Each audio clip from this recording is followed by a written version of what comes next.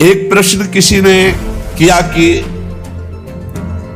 आप जो प्रायः ये कहते हैं कि श्री जी सर्वोपरि और उन्हीं के अंश से दुर्गादि शक्तियां हैं, तो मुझे चुभता है कि जैसे आपकी इष्ट राधा महारानी है, ऐसे हमारी इष्ट माता जी हैं, तो आप कहते हो करोड़वें अंश में दुर्गा जी हैं श्री राधा रानी के, तो हमको भी तो चुभता है कि आप कहते हो, हम नहीं कह रहे।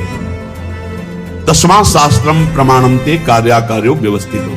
पहली बात तो हमारी श्री जी क्या है, जब हम श्री जी से चित्त जोड़ेंगे तब पता चलेगा। और दूसरी बात है कि जो शास्त्रों में लिखा है उसे, पद्म पुराण पाताल खंड अध्याय 81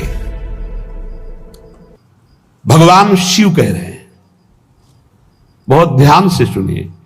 अंतरंगैस्तथा नित्य विभूतैस्तैश्चिदादिभिः गोपनादुच्यते गोपी राधिका कृष्ण वल्लभा।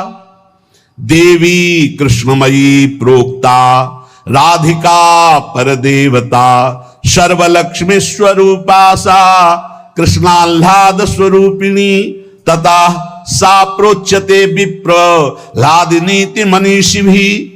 ध्यान से, तत्कला कोटि कोट्यंसा दुर्गाद्यास्त्रिगुणात्मिका सा तो साक्षात् महालक्ष्मी कृष्णो नारायण प्रभु नैतयोर्विद्यते भेदः स्वल्पोऽपि मुनिषत्तम। इयं दुर्गा हरिरुद्रः कृष्णा शक्र इयं शची सावित्री इयं हरिर्ब्रह्मा धूमोर्णासौ यमो हरिः बहुना किं मुनिश्रेष्ठ बिना ताभ्याम न किंचन चिद चिद लक्षणं सर्वं राधा कृष्णमयं जगत् इत्थं सर्वं तयोरेव विभूतिं विद्धि नारद न शक्यते मया वक्तुं वर्ष कोटि शतैरपि। भगवान शंकर कैलाश में विराजमान है, देवर्षि नारद जी शनकादि बड़े बड़े महापुरुषों की सभा लगी हुई, उस सभा में कह रहे हैं, नारद जी को संबोधन करके भगवान शिव कह रहे हैं, नारद जी ये जो श्री कृष्ण प्रिया राधा है, ये महाचैतन्य शक्ति स्वरूपा जितनी भी देवियां हैं, ये सब इनके अंश से प्रकट हुई है। ये अंतरंग विभूति हैं, इसीलिए इनको कोई जानता नहीं, अत्यंत गोपन तत्व है, इसीलिए इनका एक नाम गोपी है। श्री कृष्ण सदैव इनकी आराधना करते, इसलिए नाम इनका राधा है, और ये सदैव श्री कृष्ण की आराधना में रहती, इसलिए इनका एक नाम राधिका है। ये और श्री कृष्ण दो नहीं है, श्री कृष्ण में राधा है, राधा में श्री कृष्ण है। ये राधा परादेवता है। जितनी भी लक्ष्मी आदि शक्तियां सब इन्हीं के अंश से हैं। आपको भगवान का आह्लाद कहा गया है, आह्लाद, और जब मूर्तिमान ये हुई तो राधा कह गई, किशोरी जो कह गई। और तत्कला कोटि कोट्यंसा, भगवान शिव बोल रहे हैं, तत्कला कोटि कोट्यंसा दुर्गाद्य त्रिगुणात्मिका। दुर्गा आदि जितनी त्रिगुणात्मिका दैवी शक्तियां हैं, ये इनके कला से करोड़वें अंश में प्रकट है। ये ही प्रकट है, पर करोड़वें अंश में प्रकट है। हम नहीं कह रहे, ये भगवान शिव कह रहे हैं। जो राधा कृपा कटाक्ष पढ़ते हैं, वो पढ़ के देखे, आखिरी में भगवान शिव कह रहे हैं, क्रियेश्वरी मखेश्वरी स्वधेश्वरी त्रिवेद भारतीश्वरी प्रमाण शासनेश्वरी। हमारे यहां सुधा निधि में महाप्रभु हरिवंश चंद्र जी कह रहे हैं, प्रेमणा सन्मधुरोज्वल हृदय संगार लीला कला वैचित्री परमावधि भगवता पूज्य विकापी सता ईशानी च सची महासुख तनु शक्ति स्वतंत्रा परा श्री वृंदावन नाथ पट्ट महिषी राधयु सेव्यामम।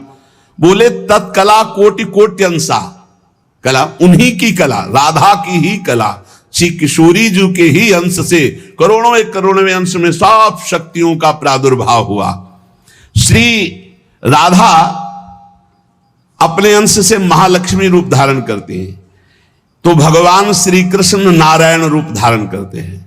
मुनिश्रेष्ठ थोड़ा भी भेद नहीं है। ये श्री राधा दुर्गा रूप धारण करती है, तो श्री कृष्ण शिव रूप धारण करते हैं, रुद्र। जब श्री कृष्ण के अंश से इंद्र, तो श्री राधा किशोरी के अंश से सची इंद्राणी। जब श्री कृष्ण के अंश से ब्रह्मा, तो राधा किशोरी के अंश से सावित्री देवी। जब श्री कृष्ण के अंश से यमराज, तो उनकी पत्नी धूमोरणा के रूप में श्री राधा किशोरी। अधिक क्या कहूं, इन दोनों के सिवा किसी की सत्ता ही नहीं। यही सब चिद चिद लक्षणम सर्वम राधा कृष्णमयम जगत, चेतन अचेतन सारा संसार श्री राधा कृष्ण का स्वरूप है। नारद जी, मैं इन विभूतियों का क्या वर्णन करूं? अगर 100 करोड़ वर्ष तक राधा की महिमा वर्णन करूं तो भी नहीं कर सकता। भगवान शिव कुछ ऐसे भावुक जन हैं कि वो कहते हैं कि आप भगवान शंकर को श्री कृष्ण से छोटा कहते हैं, वो हमारे आराध्य देव, हमको चुभता है। देखो, जब तत्व की चर्चा होगी तो एक है, और जब लीला की चर्चा होगी तो वही एक विविध लीलाएं करता है, वही एक विविध लीलाएं करता है। रास में भगवान शंकर आए, अगर थोड़ा भी शास्त्र को पढ़े हो तो पढ़ के देख लेना। गोपी रूप धारण किया, रास में प्रवेश पाया, श्री कृष्ण चरण वंदना, किशोरी जी की चरण वंदना, और फिर गोपी रूप धारण करके रास में प्रवेश। अच्छा, कोई भी ये कैसे नकार सकता है कि भगवान शंकर की जटाओं में गंगा जी हैं, और वो गंगा जी क्या है, क्या आप नहीं जानते हो? गंगा तरंग रमणीय जो जटा कलापम गौरी विभूषित वाम भागम, भगवान शिव के लिए आता है। तो जो जटा कटा संभ्रमम भ्रमण नीलम पर निर्झरी जो विराजमान है गंगा जी, वो कौन है? गांगम वारि मनोहारि मुरारी चरण अच्युतम त्रिपुरारि शिरश्चारी पापापहारी पुनातुमा। देखो भाई, तत्व एक है, पर लीला में जब प्रारंभ होगा तो लीला में छुटाई बड़ाई हंसी मजाक, वो उनकी आराधना, वो उनकी आराधना। तत्व एक है। अभी आप यहां सुन रहे हो कि जब श्री कृष्ण शिव रूप धारण करते हैं तो राधा किशोरी दुर्गा रूप धारण करती, यही है, कोई और थोड़ी है। पर जब लीला की बात आती है तो वही भगवान शंकर गोपी रूप, आज भी भगवान गोपेश्वर का श्रृंगार होता है गोपी रूप में। शाम टाइम जल नहीं चढ़ता, नथुनी बाला और सब चुनरी धारण करके भगवान शिव गोपीश्वर के रूप में विराजते हैं। भगवान शंकर गंगा जी को नेत्रों से भी रोक सकते थे, लेकिन जटाओं में धारण किया कि श्री कृष्ण का चरणामृत है, वामन भगवान का चरणामृत है, वामन के रूप में श्री कृष्ण ही है। प्राणाधिक प्रियतमा सर्वाभ्या सुंदरी परा सर्वयुक्ता च सौभाग्य भाग्नि गौरवान्विता।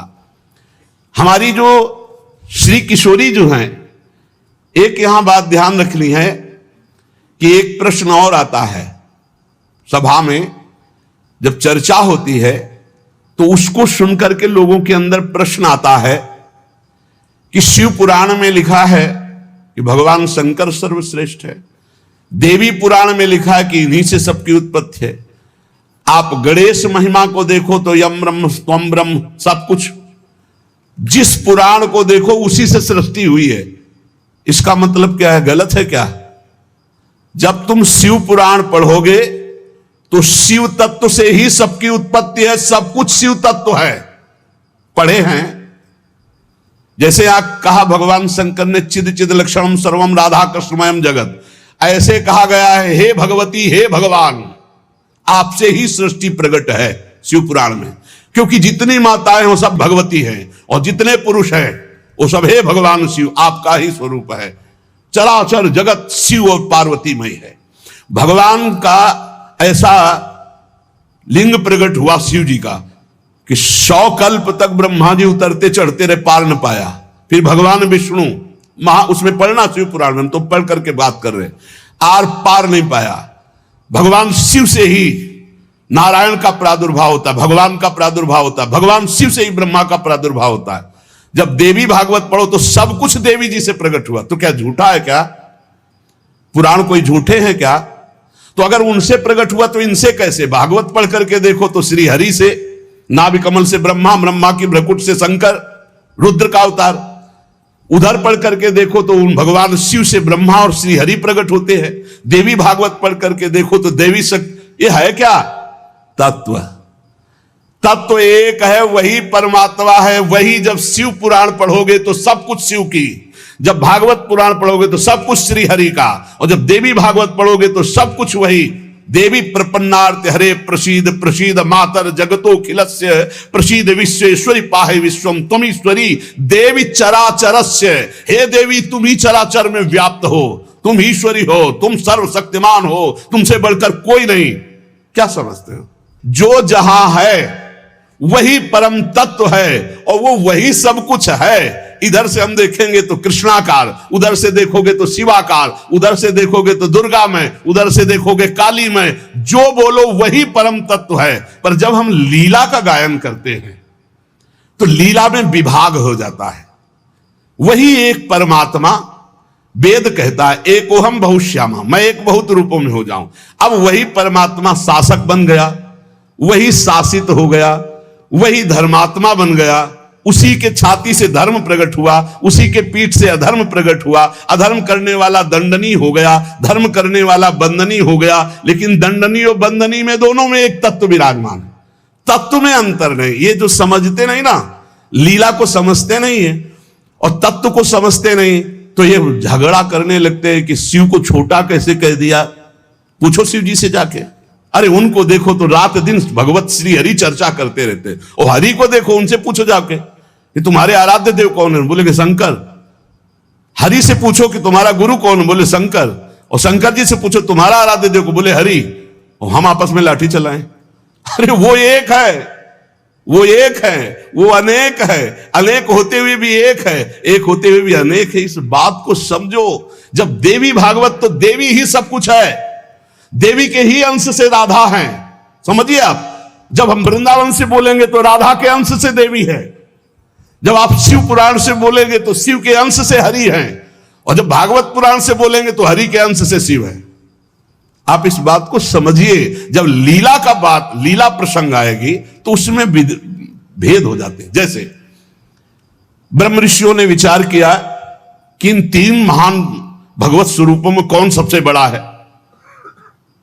क्या उन ब्रह्म ऋषियों को पता नहीं कि हरि ही ब्रह्मा है, ब्रह्मा हरि ही शिव है। शिव ब्रह्मा और हरि में किंचित मात्र भेद नहीं। स्वयं भगवान बोले मैं ही हर हूं, मैं ही विधि हूं, मैं ही हरि रूप हूं। जगह जगह वर्णन है। लेकिन जब भृगु जी परीक्षा के लिए गए तो ब्रह्मा जी के सामने जाके ऐसे खड़े हो गए। यह भद्रता है गुरुजनों के सामने ऐसे खड़े होना। ऐसे नहीं खड़े हुआ जाता, ये अभद्रता कही जाती। गुरुजनों के सामने सावधानी पूर्वक हाथ जोड़कर या बहुत नम्र ऐसे। अब वो गए और ऐसे खड़े हो गए। ब्रह्मा जी ने कहा तो सभा की मर्यादा के विरुद्ध है, पर भृगु जी उनके पुत्र हैं, थोड़ा गुस्सा आया पर शांत रहे। शंकर जी के पास गए, बोले आओ भाई, बहुत दिनों बाद आगमन हुआ भृगु जी से। बोले हम तुम्हारे गले नहीं लगते हैं, परम पवित्र रहते हैं। उठाया त्रिशूल उन्होंने, हमको।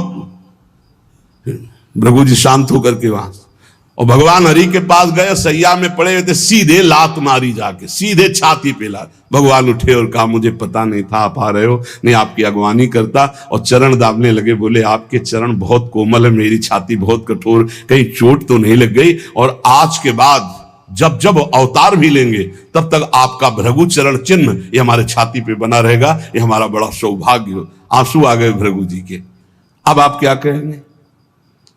कोई छोटा बड़ा नहीं। जब लीला होती है और एक ही तत्व है तो रंगमंच पर वही सब रूप धारण किए, जगन नाटक वही भवा, इस बात को सब। पर जब हम किशोरी जी की बात कहेंगे तो किशोरी जी के अंश से सब शक्तियां हैं। और जब आप दुर्गा की बात करें तो आपको वहां से दिखाई देगा किशोरी जी दुर्गा जी के अंश है, क्योंकि इधर से अंश वो, उधर से अंश वो उनकी अंशी, वो उनकी अंशी, कोई अंतर नहीं। इधर से हम बोलेंगे श्री कृष्ण के अंश से शिव, और जब शिव पुराण में पढ़ोगे तो शिव जी के अंश से श्री कृष्ण। अब इसमें संशय थोड़ी, क्योंकि वही एक तत्व है, विविध प्रकार से लीला कर रहा है। इसलिए भ्रम का तो ध्यान छोड़ दो, भ्रम छोड़ दो। जब जब जैसा अवसर आया वही रूप धारण किए तत्व विराज। पर जब लीला की चर्चा होगी तो माधुर्य रस में ऐश्वर्य का प्रवेश नहीं, भगवान के ऐश्वर्य का प्रवेश नहीं, तो और ऐश्वर्य शक्तियों की तो बात जाने दो। कभी आपको कोई भी शास्त्र मिला हो कि ब्रज में सुदर्शन चक्र का प्रयोग भगवान ने किया या प्रवेश हुआ तो हमें बताना। कभी दिव्य वैभव का प्रयोग, क्योंकि ये माधुर्य का क्षेत्र है, ये जो ब्रज है ये वात्सल्य माधुर्य। कभी सुदर्शन चक्र से ब्रज में किसी को मारा हो मुझे तो याद नहीं है, आप लोगों को कोई याद आवे तो हमको भी बता देना, क्योंकि अभी तक तो नहीं पढ़ा है हम। आगे अगर किसी को लगे, दूध पीते हुए पूतना को मारा, प्रवेश करके अघासुर को मारा, फाड़ के बकासुर को फेंक दिया और उसका पैर पकड़ के धेनुकासुर को मारा, बस यही थप्पड़ घूसा इसी से पहुंचा दिया है। ना तो कौमोदकी गदा आई है, ना प्रभु की तलवार आई है, ना यहां सुदर्शन चक्र आया है, ना यहां दारुक सारथी रथ लेके आया है। ये ऐश्वर्य नहीं, ये प्रेम देश है, ऐश्वर्य का प्रवेश नहीं है यहां। और जहां कहीं ऐश्वर्य का कुछ दिग्दर्शन कराना चाहा तो वहां वात्सल्य ने डांट लगा दी है। जैसे मुख में जब मिट्टी खाई हो ऐश्वर्य दिखाना शुरू किया तो वात्सल्य ने डांटा है, यहां नहीं। तो तुरंत मैया को लगा है मेरी आंखों का दोष कोई है, ये तो मेरा लाला है ऐश्वर्य का। अब जब निकुंज की बात आती है तो इसमें तो बिल्कुल ऐश्वर्य का प्रवेश नहीं है। ब्रज में तो आप थोड़ा ऐश्वर्य की झलक दिखा दिए, अंतर ध्यान हो गए, लेकिन निकुंज में कहीं नहीं कि अंतर ध्यान की लीला एक बार भी हुई हो। निकुंज में बताना पूरे वाणियों को पढ़ करके। अब जो निकुंज रस है इसमें कहीं वर्णन नहीं है कि अष्टभुजा का प्रवेश है या षोडश भुजा का। हमारी ही श्री जी सब अंशों से है, लेकिन ऐश्वर्य रूप नहीं, ये महामाधुर्य रूप है। इसी महामाधुर्य की महिमा की हम उपासना करते तो हमारे लिए हमारा उपास्य देव सर्वश्रेष्ठ है। और जब उपास्य देव की सर्वश्रेष्ठता की लीला में देखते हैं तब ये वर्णन आता है कि अनंत शक्तियां, देखो भगवान शिव ने स्वयं वर्णन किया कि ये जो अनंत शक्तियां तत्कला कोटि कोट्यंसा दुर्गाद्यस्त्र गुणात्मिका। अब देखिए वही प्रभु है शक्ति और वही है शक्तिमान, किंचन मात्र अंतर नहीं। लेकिन प्रभु आदेश करते हैं कि मैं अब अवतार लेने जा रहा हूं, भागवत में पढ़ के देख लेना। तुम हे महाशक्ति बलराम जी का कर्षण करके रोहिणी के गर्भ में डालो और मैं स्वयं अवतार लो। तुम जाकर नंद बाबा के यहां कन्या रूप से पूरी लीला पढ़ के देख लो। और नाम चामुंडा कुष्मांडा दुर्गा आदि तुम्हारे विविध नाम भगवान ने रखे और तुम सबकी कामना पूर्ण करने वाली होगी। जाओ मेरा आदेश है ऐसा करो। भगवान ने आदेश किया, शक्ति कार्य कर रही। भगवान की प्राप्ति के लिए उसी शक्ति की आराधना कात्यायनी रूप से गोपिकाएं करते हैं कि मुझे श्री कृष्ण पति रूप में प्राप्त हो। उसी शक्ति की आराधना सीता जी गौरी पूजन करती है। और सीता जी कौन है? काल रात्र निश्चर कुल केरी, महाकाल रात्रि स्वरूपा उनको गोस्वामी जी ने कहा। काल रात्रि निश्चर कुल केरी, जय सीता पर प्रीति घनेरी। ये नहीं समझ रहा रावण की साक्षात इसका काल पधारा है। ये काल रात्रि महाशक्ति स्वरूप चाट जाएंगे, कुछ नहीं बचेगा लंका में। ये दुष्ट जिनके प्रति विरोध भाव कर रहा है कौन है? वही गौरी है और वही गोरी है, वही महाशक्ति है और वही सीता जी है। अब आप समझिए, आदि शक्ति जय जग उपजाया, सीता जी गौरी पूजन कर रहे हैं। गौरी जी खसी माल मूर्ति मुस्कानी, जाओ मनुजा हिराचे मिली सोबर साध सुंदर साव। तो सीता जी कौन है? मनुष्य रूपा को भगवान राम कह रहे। आदि शक्ति जय जग उपजाया, सो अवतरी मोरिया माया। अरे कोई भेद नहीं, कहीं भेद नहीं। पर जब लीला की बात करेंगे तब लीला में भेद दिखाई दे रहा है कि सीता जी गौरी जी का पूजन कर रहे हैं, उनसे वरदान प्राप्त कर रही है।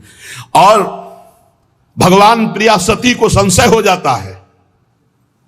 लीला भेद देखो कि ये राम जी कैसे सच्चिदानंद में, जब हे खग हे मृग हे मधुकर श्रेणी, पूरा प्रसंग पढ़ करके देखो आप। और है कौन? या देवी सर्वभूतेषु बुद्धि रूपेण संस्थिता। जब लीला में देखोगे तो तत्व की बात भूलना पड़ेगा, तभी स्वाद आएगा। और जब तत्व देखोगे तो शांत रस आएगा। ये दास्य वात्सल्य सख्य ये रसों का स्वाद नहीं मिल पाएगा। उसमें एक ही तत्व है तो समझ में आ रहा है वही तत्व है। जब लीला में देखोगे तो आपको वही तत्व परशुराम है, वही तत्व राम जी है। लेकिन राम जी के आगे परशुराम जी घुटने टेक कर जय जय जय रघुकुल केतु, भृगुपति गए तपहि बने हेतु। ये समझना होगा। ये जो आजकल के नए बच्चे ना ये तर्क वितर्क शुरू कर देते हैं। लीला में तर्क वितर्क नहीं होता है। तत्व में एक ही वस्तु है, तत्व की जब बात करोगे तो आप क्या समझते हो, कितने दिन से तुम दुर्गा जी की उपासना करते हो? बचपन से आराधना, और पूरी अम्मा मान के, पूरी जैसे अपनी अम्मा, पूरा आसक्ति अम्मा, आद्या शक्ति दुर्गा, और पिता भगवान शिव।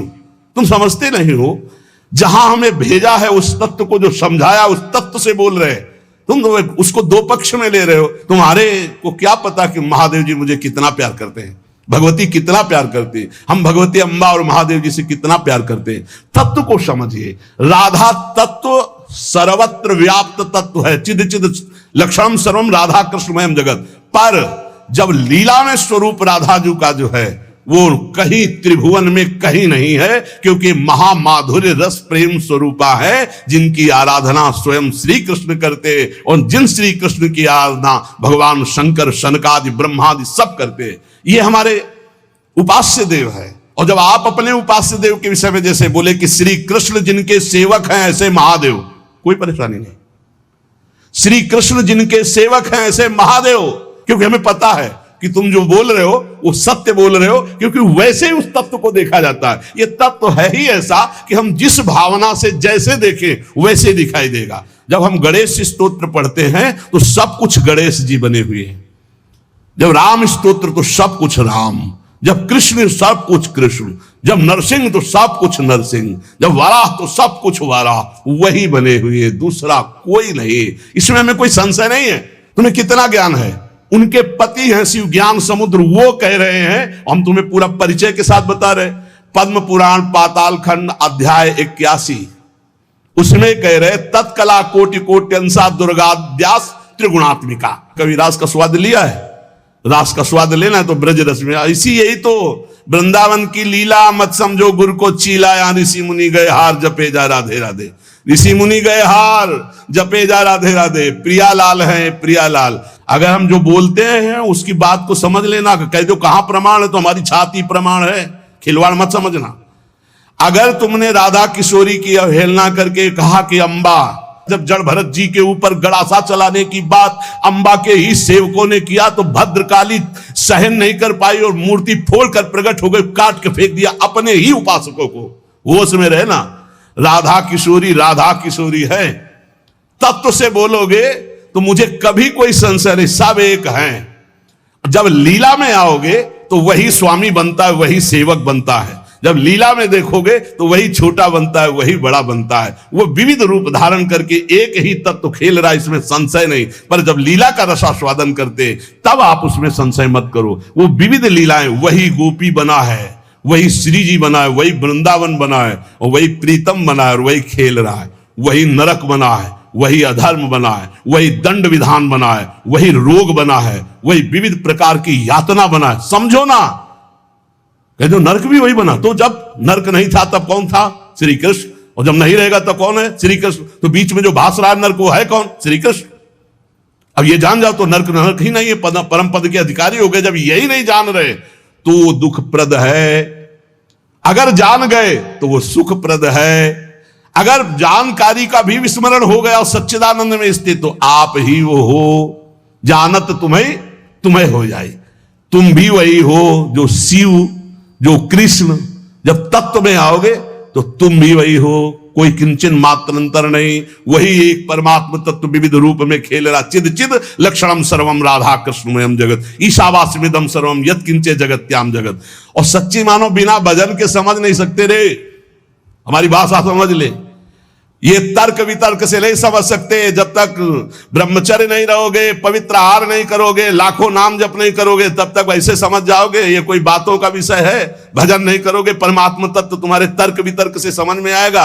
इसलिए समझा देते कि समझ लो, तुम्हारा मंगल हो जाए। और अगर ऐसे पक्ष और विपक्ष की भावनाएं रखोगे तो तुम्हें संतों में दोष दर्शन हो जाएगा। पक्की बात समझ लो। इसलिए बहुत सावधान। यहां से जो चर्चा होती है वो भगवत प्रसाद स्वरूप होती, उसका पान करो तर्क छोड़ करके। खूब नाम जप करो, डट के बन जाओगे। खूब संतों की चरण धूलि माथे पे। हाँ, लहु गणित तत्तपसा न याति न चेज्या न निरूपणात् गृहाद्वा न छंदसा न जलाग्नि सूर्यो बिना महात्पाद रजोभिषेकम। रज लगाओ संतों की चरणामृत पियो, संतों के वचनों का श्रद्धा विश्वास पूर्वक बढ़िया मंगल में ज्ञानी हो जाओगे। आपको कोई संशय नहीं रहेगा। पर लीला में बड़ा अंतर है। जब विमान पे चढ़ा हुआ, जो वृत्तासुर बने थे, चित्रकेतु उनका नाम था, और जब भगवान शिव को वो ऐसे शब्द जो नहीं बोलने चाहिए वो बोल रहे थे, तो अंबा जी गुस्सा हो गई। तो भगवान शिव ने कहा था कि तुम्हारे क्रोध और श्राप का उसके ऊपर कोई फर्क नहीं पड़ेगा। क्यों? बोले श्री हरि का निज जन है, साप दे दिया जा, दैत्य हो जा, क्या फर्क पड़ा? अंतिम समय जो वृत्तासुर की स्थिति है वो देख लो, जो भगवान शिव ने, कोई फर्क नहीं पड़ने वाला। क्यों? वो भगवान श्री हरि का निज जन है, भगवान का जन, भगवान शिव का है। भगवान शिव को भी गुस्सा नहीं आया, अंबाजी को गुस्सा आ गया। ऐसे जगत गुरु भगवान शिव से ऐसे नहीं बात करना चाहिए, विमान से उतरकर साष्टांग दंडवत होना चाहिए। त्रुटि है तो भगवान शिव ने कहा त्रुटि होते हुए भी श्री हरि का, इसलिए इसके ऊपर कोई फर्क नहीं पड़ेगा। और नहीं बना, वृत्तासुर मिला तो ऐसा वृत्तासुर बना, हाहाकार त्रिभुवन में मच गया, होश उड़ गए देवताओं के। तब दधीच की हड्डियों से वज्र का निर्माण हुआ। जब देखा कि हाथ में ऋषि का जो अस्थिपंजर, उसी से वज्र का निर्माण हुआ है, तो कहा देवराज ये मत सोचना मैं वज्र से डर रहा हूं, रुक जाओ। भगवान हरि से बात की, जैसे छोटा सा बछड़ा अपनी मां की, जैसे घोंसले में बिना पंख उगे हुए बच्चा चिड़िया का अपनी मां का, जैसे परदेश गए हुए पत्नी अपने पति का चिंतन, हे नाथ ऐसे ही हमारी वृत्ति आप में लगी रहे। और आज चलाओ, ये अमोघ है, चिंता मत करो, ये अमोघ है, मेरे ऊपर चलाओगे विध्वंस हो जाऊंगा, क्योंकि मैं जानता हूं ये क्या स्थिति वृत्तासुर की। अंतिम समय एकदम भगवदाकार वृत्ति जो बड़े बड़े ब्रह्म ऋषियों की होती है, वही महाभागवत वृत्तासुर की। इसलिए हरि सर्वत्र सब रूपों में व्याप्त है, इसमें कोई संशय नहीं। मत्ता परतरम नान्यत् किंचिदस्ति धनंजय। पर पुराणों में जो है, जहां जिस पुराण की चर्चा वही सर्वोपरि है।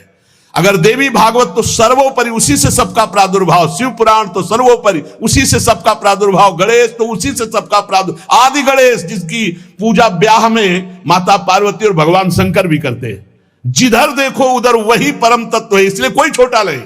पर जब लीला में आएगा तो एक स्वामी बनेगा, एक सेवक बनेगा, विविध प्रकार की लीलाएं होंगी। लीला में प्रश्न नहीं, तत्व में अगर प्रश्न उठाओ तो एक ही तत्व है, उसमें कोई अंतर नहीं। पर जब लीला होती है, जैसे अब शिष्य की लीला, गुरु की लीला, अपराधी की लीला, जीवन मुक्त की लीला, लेकिन तत्व एक ही है, तत्व में अंतर नहीं है। अब तत्व का भाव अंदर जब जागृत हो जाएगा तो जानत तुम्हें तुम्हें हो जाए, वो वही बन जाएगा, उसमें कोई अंतर नहीं। पर लीला में अंतर जीवन भर बना रहेगा। तत्वबोध होने के बाद ऐसा थोड़ी कि गुरु के समान जाकर आसन में बैठ जाए, चाहे जितना बड़ा तत्व ज्ञानी हो, जब गुरु बैठे होंगे तो सर झुका के उनके चरणों में बैठेगा। तत्वबोध हो चुका, जानत तुम्हें तुम्हें हो जाए, वो भगवान स्वरूप हो चुका है, लेकिन गुरु है इसलिए नीचे बैठेगा।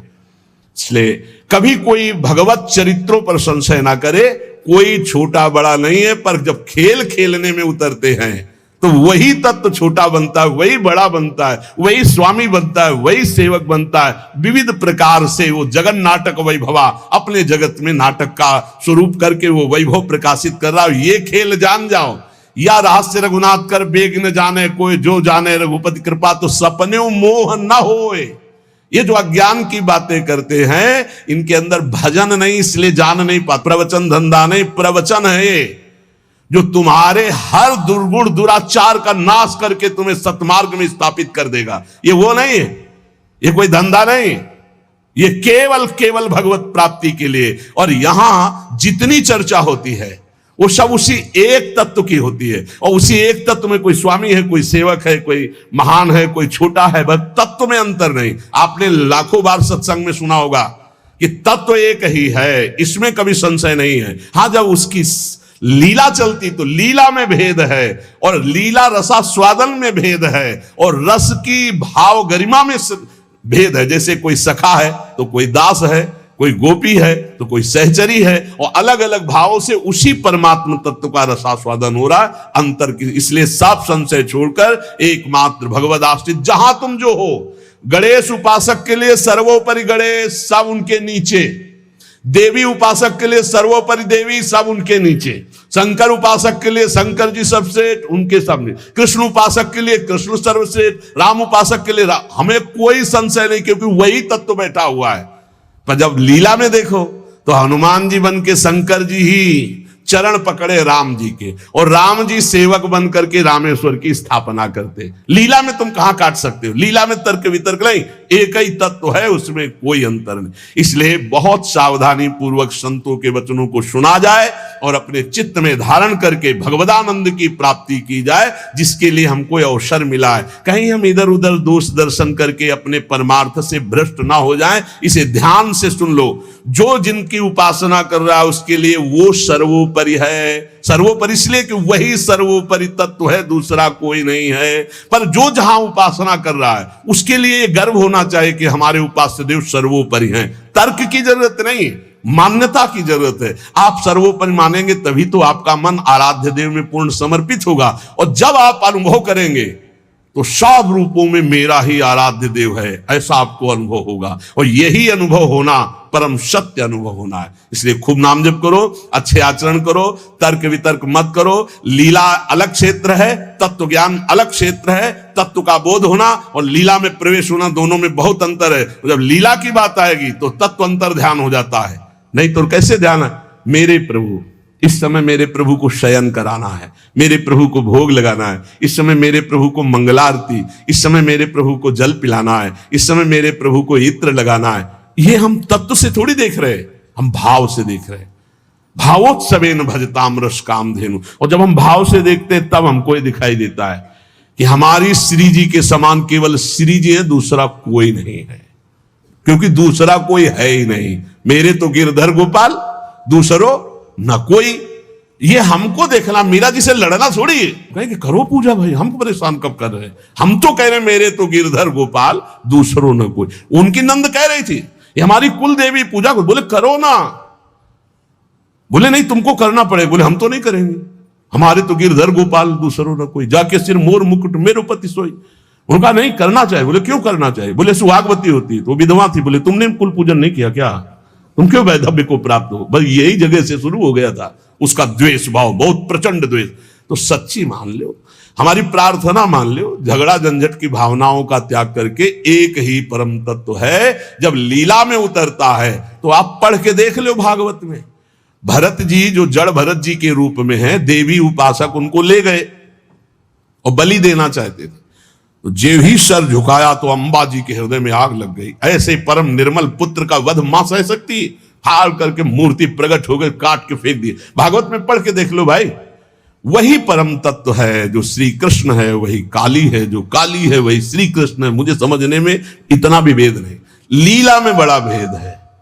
लीला में जब आते हैं तो अलग अलग रसास्वादन हो जाता है। तो लीला रसास्वादन पाने के लिए चरणों में जाकर के अपने अपने गुरुजनों की आराधना करो, खूब नाम जप करो। जब लीला चरित्र का प्रकाश होगा तब आप जान पाओगे। और श्री किशोरी किशोर जी का ये अद्भुत विलास, जो भगवान ब्रह्मा सनकादि शिवादि जिसका जस गाते हैं और याचना करते हैं, जो रज शिव सनकादि की याचत। अब कैसे रसमयी ग्रंथों में प्रवेश नहीं तो बाहरी लोग नहीं समझते, पर हम अपने सत्संगी जनों से कहते हैं अपनी उपासना में अपने आराध्य देव के समान कोई नहीं है।